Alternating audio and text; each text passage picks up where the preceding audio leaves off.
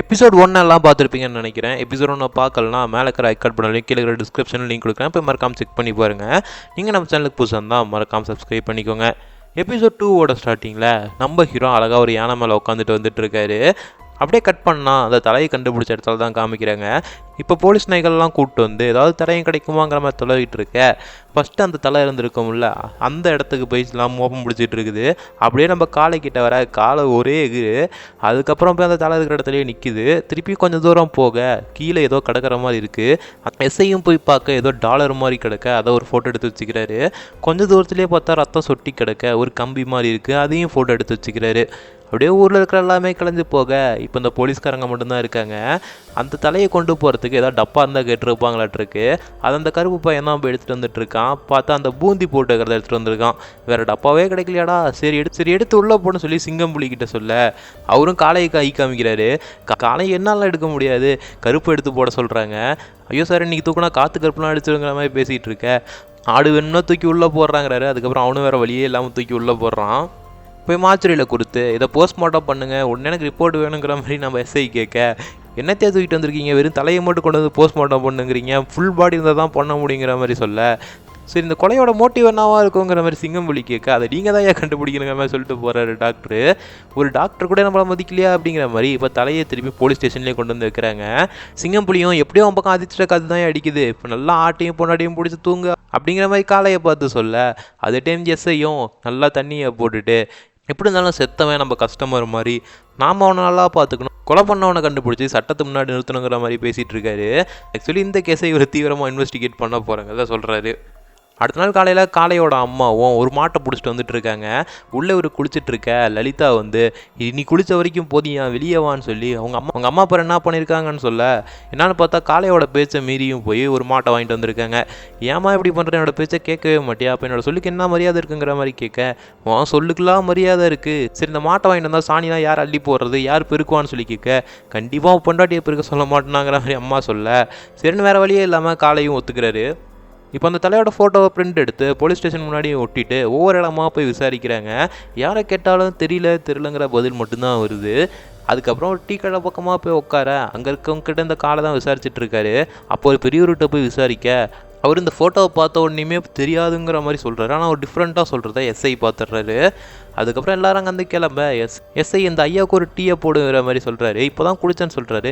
இல்லை நீங்கள் குடிங்க, உங்களுக்கு இந்த ஆள் யாருன்னு நல்லாவே தெரியும், நாங்கள் ரொம்ப நாளாக தொலைவிட்டே இருக்கோம், எங்களுக்கு கிடைக்கவே மாட்டேங்கிறான்னு சொல்ல, ஏதோ உங்களுக்கு தெரிஞ்சதை சொன்னால் எங்களுக்கு கொஞ்சம் உதவியாக இருக்குன்னு சொல்ல, அந்த பெரியவரும் கண்டிப்பாக அவங்களுக்கு கிடைக்க மாட்டான்னு சொல்கிறாரு. எஸ்ஐயும் ஆல்ரெடி செத்துட்டான்னு சொல்ல, செத்தவனை ஏன் தொலைவிட்டு இருக்கீங்கிற மாதிரி கேட்குறாரு. அவன் யார் என்னன்னு தெரியல, கொஞ்சம் சொன்னீங்கன்னா உதவியாக இருக்குன்னு சொல்ல, அதுக்கப்புறம் நீங்கள் தப்பான ஆட்சிகள்லாம் அவனை சொல்கிறாங்கிற மாதிரி. ஒரு 3 வருஷத்துக்கு முன்னாடி ஊரில் திருவிழா நடந்திருக்க மாட்டிருக்கு. இந்த ஆள் ஆட்டாள வர பொண்ணுங்க ட்ரெஸ் மாற்றதெல்லாம் எட்டி பார்த்துக்கிட்டு பைனாக்குலர்லாம் வச்சு பார்த்துட்டு இருந்திருக்கான். இதெல்லாம் ஒரு பக்கம் இருக்க. கடைசி நம்ம ஹீரோகிட்டே மாட்டிக்க, ஹீரோக்கிட்டே பேலம் பேசுகிறான். ஹீரோவும் சரிங்கிற மாதிரி அனுப்பி விடுறாரு. பட் ஆனால் அங்கே நடந்த சண்டையில் அந்த ஆட்டக்காரங்களும் அங்கேருந்து கிளம்பிடுறாங்க.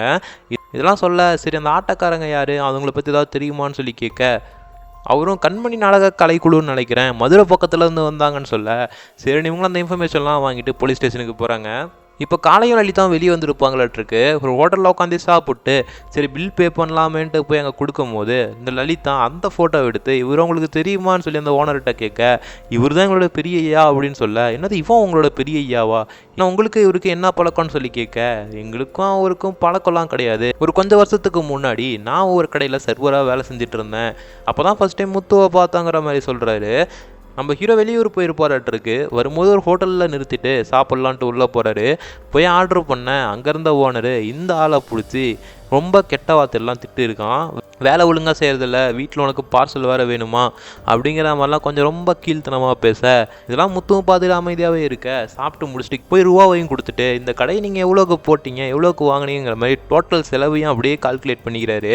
ஸ்ட்ரெயிட்டாக வண்டிக்கிட்ட போய் பின்னாடி இருந்து கொஞ்சம் பணத்தை எடுத்துக்கிட்டு அப்படியே இவன்கிட்ட வந்து, இதில் மொத்தமாக நீ கடை போட்ட செலவும் இதுக்கப்புறம் 3 வருஷத்துக்கு வர வேண்டிய வருமானமும் இதில் இருக்குது, இது வேணுமோ உனக்கு கடை வேணுமான்னு கேட்க, அவனும் ஃபஸ்ட்டு பணத்தை தான் எடுக்கிறான். ஒரு 10 நிமிஷம் டைம் கேட்க, நீ யோசிச்சனா கண்டிப்பாக கண்டிப்பாக நான் அவனுக்கு கொடுக்க மாட்டேங்கிற மாதிரி சொல்ல, அவனும் பணம் தான் முக்கியங்கிற மாதிரி எடுத்துக்க, திருப்பி இந்த கடை பக்கம் வரக்கூடாது, நான் இது வரைக்கும் 7 கொலை பண்ணியிருக்கேன், 8ஆவது ஒன்று பண்ண வச்சிடாதங்கிற மாதிரி கொஞ்சம் மிரட்டி விட்டுட்டு போகிறாரு. அதுக்கப்புறம் அந்த ஐயாவை கூப்பிட்டு அந்த டேபிளில் உட்கார வச்சுட்டு, நீங்கள் தான் இனிமேல் இந்த கடைக்கு ஓனரு, இவன் திருப்பியும் கடை பக்கம் வந்தானா இவனை உள்ளே விடாதீங்கிற மாதிரி சொல்லிட்டு அங்கேருந்து கிளம்புறாரு. அப்போ தான் நான் முத்துவை பார்த்தேன் அப்படிங்கிற மாதிரி சொல்ல, சரின்னு இவனும் கிளம்புறாங்க. அந்த ஐயா வேக வேகமாக வெளியே ஓடி வந்து, எங்கள் ஐயாவோட ஃபோட்டோ கூட என்கிட்ட இல்லை, அவரோட அந்த ஃபோட்டோ மட்டும் கொடுக்குறீங்களான்னு சொல்ல, சரின்னு காலையும் அந்த ஃபோட்டோ அங்கேயே கொடுத்துட்டு வந்துடுறாரு. காலையும் இதை பற்றி எஸ்ஐ கிட்ட சொல்ல, எஸ்ஐயும் கேட்டுட்டு சரிவா நம்ம அந்த கண்மணி நாடக குழுவை பார்க்க போகலாங்கிற மாதிரி மதுரைக்கு கிளம்பி போகிறாங்க. அங்கே போய் விசாரிக்க ஒரு 2-3 வீடு தள்ளி அவங்க வீடு இருக்கும் அப்படிங்கிற மாதிரி சொல்கிறாங்க. அங்கே போய் பார்த்தா ஒருத்தர் இருக்கார். கண்மணி நாடக குழு இங்கே தான் இருந்துச்சான்னு சொல்லி கேட்க, ஆமாங்கய்யா நான் தான் அதோட மேனேஜருங்கிற மாதிரி ஒருத்தன் சொல்கிறான். இப்போ இந்த நாடகக்குழு நடக்கிறது இல்லையாமா, இந்த கண்மணிங்கிற பொண்ணு எப்போ இந்த நாடகத்தை விட்டு போனாலோ அப்போ இருந்தே பெருசாக வருமானம் எதுவும் இல்லை, அதனால் நாங்களும் நிறுத்திட்டோன்னு சொல்ல, சரி இந்த ஃபோட்டோவில் இருக்கிறது யாருன்னு கேட்டால் இது நம்ம முத்துங்கிற மாதிரி சொல்ல, அதுக்கப்புறம் தான் ஒரு ஃப்ளாஷ்பேக் சொல்கிறான். ஆக்சுவலி இந்த நாடகக்குழு ஒரு திருவிழாக்காக போயிருக்காங்க. அங்கே அந்த பொண்ணுங்கிட்ட தப்பாக நடந்துக்கிட்ட ஒரு சில பேர் கத்தி எடுத்துகிட்டு குத்தவே வந்திருக்கானுங்க.